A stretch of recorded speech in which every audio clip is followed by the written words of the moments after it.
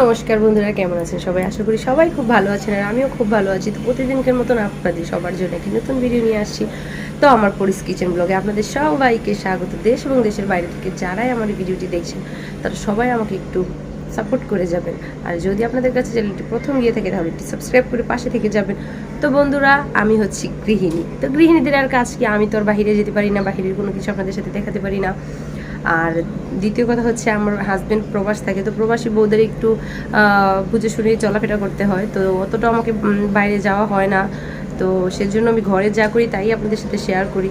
তো আপনারা যদি আমার এই কাজগুলো ভালোবেসে থাকেন তাহলে আপনারা একটু আমাকে ভালোবাসা দিয়ে একটু কমেন্ট বক্সে জানাতে পারেন যে আমার ভিডিওটি আপনাদের কাছে কেমন লেগে থাকে। যদি অতিরিক্ত বেশি ভালো লেগে যায় তাহলে আমার চ্যানেলটিকে শেয়ার করে কমেন্ট করে লাইক করে দিয়ে যাবেন। তো বন্ধুরা, চলুন আজকের ভিডিওটি এখান থেকে শুরু করা যাক।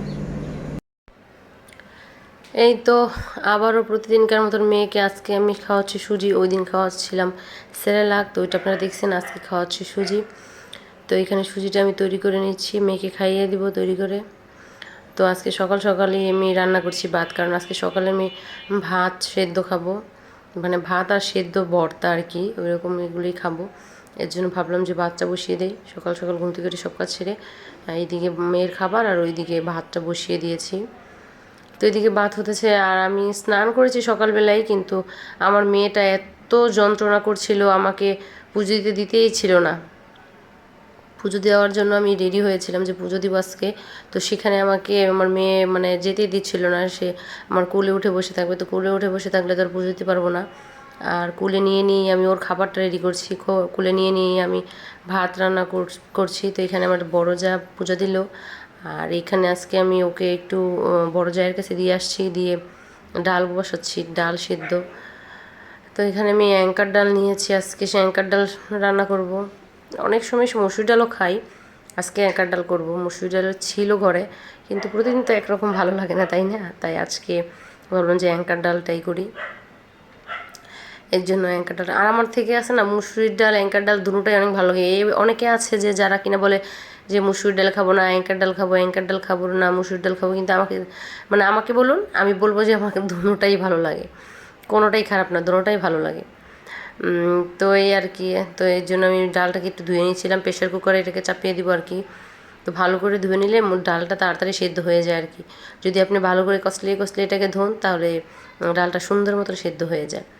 তো এটা ধুয়ে আমি প্রেশার কুকারে বসিয়ে দিব। এই তো প্রেশার কুকার, তো প্রেশার কুকারে ডালগুলো দিয়ে দিব। আর প্রেশার কুকার দিলেই হয় কি যে ডালটা সেদ্ধ করা যায়, কিন্তু পরবর্তীতে আবার একটু হালকা আলাদা জল লাগাতে হয়, নাহলে তো ডালটা অনেক গাঢ় হয়ে যায়। তো আমার কাছে আবার এত বেশি গাঢ় ভালো লাগে না, আবার এত বেশি পাতলা ডালও ভালো লাগে না, মিডিয়াম টাইপের রাখতেই ভালো লাগে। তো এই তো প্রেশার কুকারে আর 2টা আলু সিদ্ধ করে দিব। তো আলু সিদ্ধটা আমি প্রেশার কুকারেই চাপিয়ে দিব ডালের সাথে। এর জন্য এখানে 2টা আলু নিয়েছি।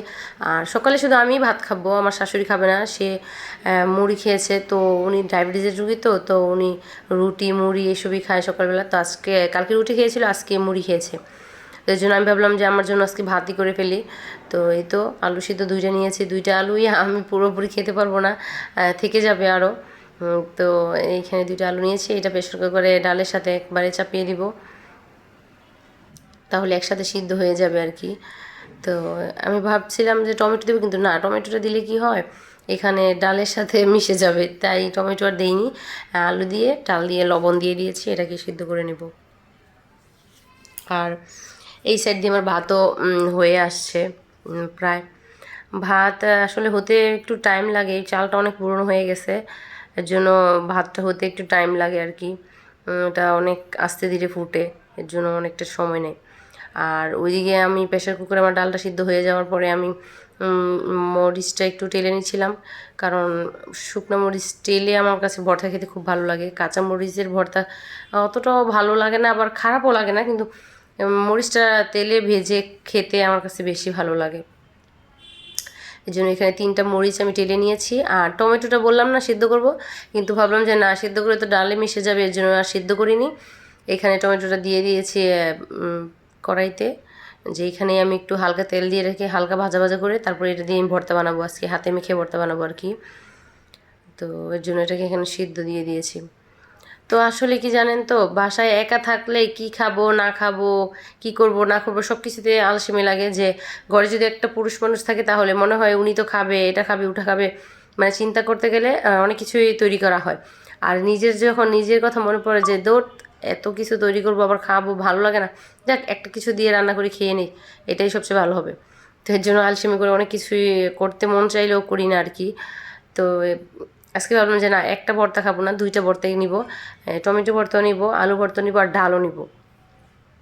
এর জন্য আলু সিদ্ধ করলাম, টমেটো সিদ্ধ করে এই তো টমেটো সিদ্ধ করছি, ভর্তা বানানোর জন্য রেডি হয়ে যাবে। আর তো টমেটোতে যে হালকা হালকা যে উপরের চুকলাগুলো ছিল ওগুলো আমি এখান থেকে বেছে বেছে ফেলে দিব পরে, কারণ নইলে এটা মুখে লাগবে, ভালো লাগবে না।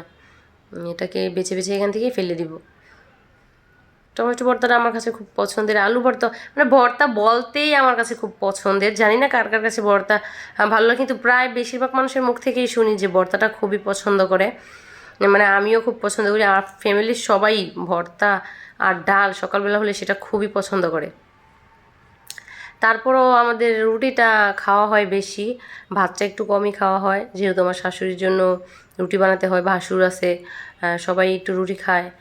তো আমার ভাসুর একটা ছেলেও, সেও রুটি খায়, তো ওই ঘরেও রুটি বানানো হয়। আবার এই ঘরে হলে মার জন্য আমিও রুটি বানিয়ে আমিও রুটি খেয়ে নিই। তো এই তো বন্ধুরা, গরম ভাত আর টমেটো ভর্তা আর আলু সিদ্ধ আর ডাল দিয়ে আজকে আমি সকালে নাস্তা করব। তো বন্ধুরা, আমার ভিডিওটি কেমন লেগেছে আপনারা কমেন্ট করে জানাবেন। আর যদি বেশি ভালো লেগে থাকে তাহলে আমার ভিডিওটিকে একটু কমেন্ট করে, লাইক করে, শেয়ার করে দিবেন। তো আশা করি বন্ধুরা আপনারা সবাই ভালো আছেন, তো ভালো থাকবেন। এই পর্যন্তই রইল। তো নমস্কার বন্ধুরা।